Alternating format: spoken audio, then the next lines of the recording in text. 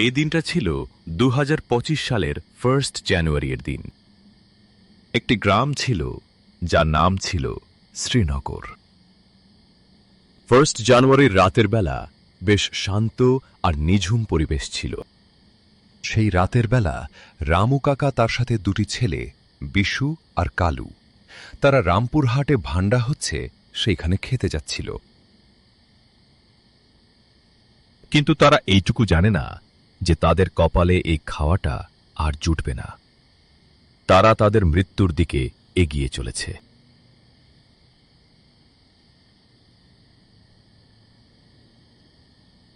কালু আর বিশু তাড়াতাড়ি পা চালা না হলে যে ভান্ডারা শেষ হয়ে যাবে আমাদের যেতে যেতে।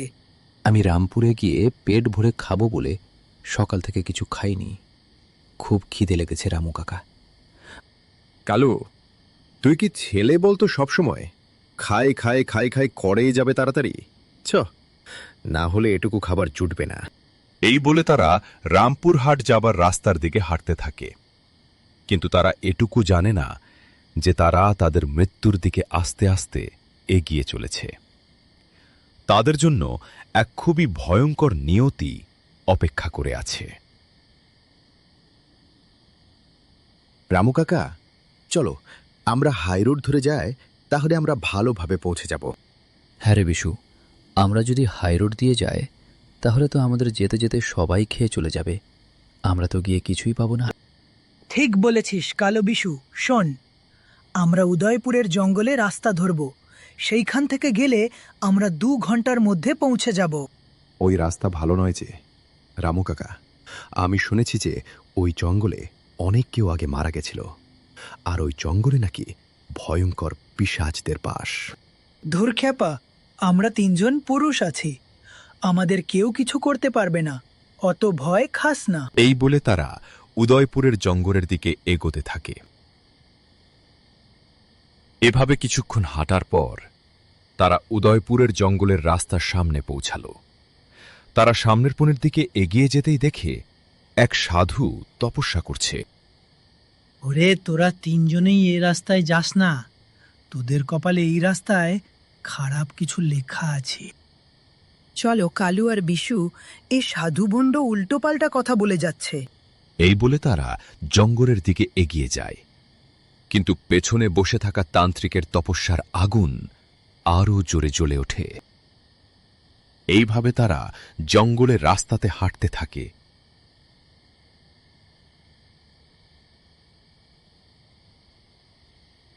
তারা কিছুক্ষণ হাঁটার পর,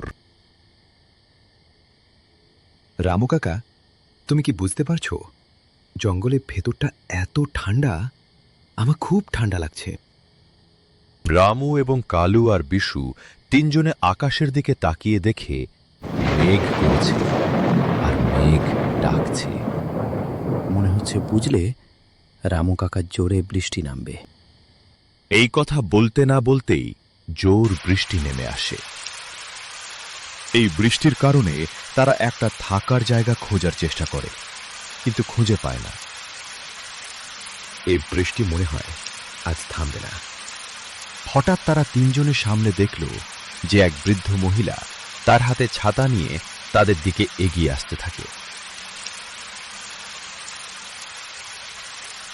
সেই বৃদ্ধ মহিলা এসে তাদের 3 জনের সামনে দাঁড়ায়। আরে বুড়িমা, তুমি এত রাতের বেলায় এই বৃষ্টির মধ্যে জঙ্গলে কি করছো?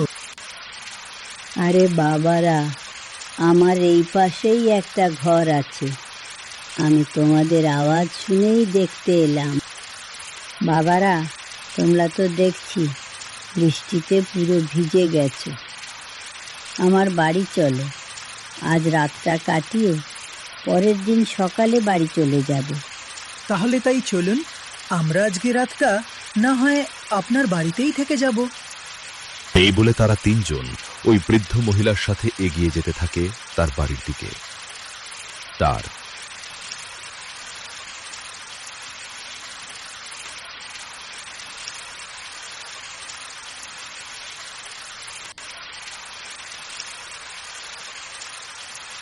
তারা এখনো এটুকু আন্দাজ করে উঠতে পারেনি যে তাদের সাথে কি ভয়ানক ঘটনা ঘটতে চলেছে। এখন হাঁটার পর তারা বৃদ্ধ মহিলার বাড়ির সামনে পৌঁছে যায়। বাড়িটা জঙ্গলের মধ্যে, চারিপাশে গাছপালা, আর মধ্যিখানে একটা ছোট্ট বাড়ি। বাড়ির ভেতরে একটা টিম টিম করে আলো জ্বলছে। এসো তোমরা তিনজনে, বাড়ির ভেতরে আর বাইরে। ভিজতে হবে না, এসে বিশ্রাম নাও। তারা বাড়ির ভেতরে ঢুকে সে বৃদ্ধ মহিলা তাদের একটা ঘরে গিয়ে বসিয়ে দেয়। তারা কিছুক্ষণ এভাবে বসে থাকার পর তারা ওইখানে শুয়ে পড়ে। কিছুক্ষণ পর প্রায় তখন বাজে একটা, কালুর কিছু একটা আওয়াজ শুনে তার ঘুমটা ভেঙে যায় এবং কালু উঠে বসে। এটা বাইরে থেকে কিসের আওয়াজ আসছে? মনে হচ্ছে কেউ কিছুতে ধার দিচ্ছে।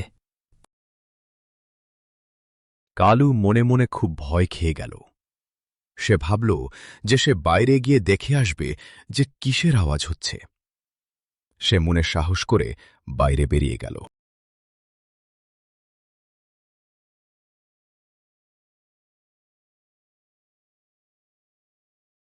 সে বাইরে বাইরে দেখে যে ওই বুড়ি আসলে কোনো মানুষ ছিল না, সে এক ভয়ঙ্কর পিশাচ।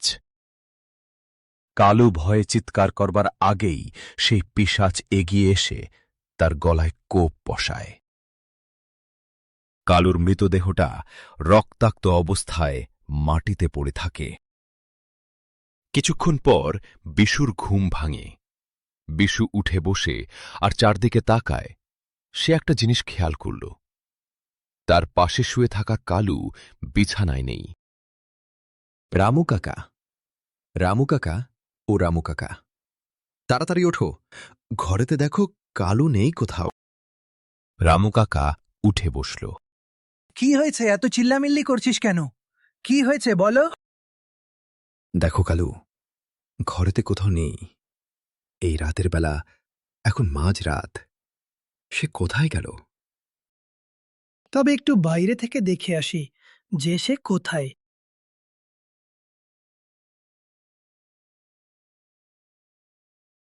তারা দুজনে বাইরে বেরিয়ে দেখে যে কালুর রক্তমাখা শরীর বাড়ির সামনে পড়ে। তারা দুজনে দেখে খুব ভয় পেয়ে যায়। সেই সময় জঙ্গল থেকে ভয়ঙ্কর আওয়াজ আসতে থাকে। রামু কাকা, এ কি অঘটন ঘটে গেল? এটা কি করে হলো? কালু আর আমাদের মধ্যে নেই। হায় ভগবান, এ কি করলে? এই ছেলেটার বাড়ির লোককে গিয়ে কি বলবো? বিশু রেগে যায়। সে গরম দেখিয়ে রামু কাকাকে বলে, আমি তোমাকে প্রথমেই বলেছিলাম, এই জঙ্গলের রাস্তা ভালো নয়। এই জঙ্গলের মধ্যে পিশাচ থাকে। তুমি কারো কথা শুনোনি। তোমার জন্যই আজকে কালোর এই অবস্থা। আমি চললাম বাড়ি থেকে, তুমি থাকো জঙ্গলের মধ্যে। এই বলে বিশু সে যেই পথে এসেছিল সেই দিক দিয়েই এগিয়ে যেতে থাকে। সে মনে মনে ভাবে, এবার কি হবে আমাদের সাথে।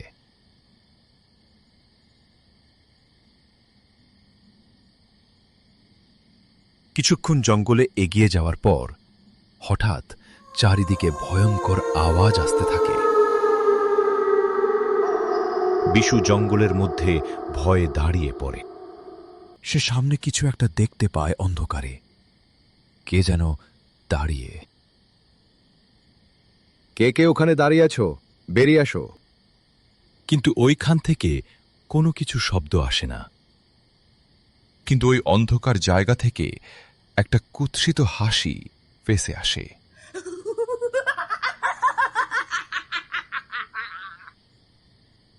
তোরা তিনজনে এই জঙ্গলে এসে ভুল করেছিস। এটা হচ্ছে আমার এলাকা। আমার এলাকায় যে ঢুকে, আমি তাকে মেরে ফেলি। কিছুক্ষণ পরে রামু কাকা ভাবে, বিশু রাগ দেখিয়ে এগিয়ে চলে গেল। আমি গিয়ে বোঝাই যে এটা আমাদের কারোর দোষ না। সে এই বলে এগিয়ে যায়। কিছুক্ষণ হাঁটার পর রামু কাকা ওই জায়গায় পৌঁছে যায়। সে সামনের দিকে তাকিয়ে অবাক হয়ে যায়।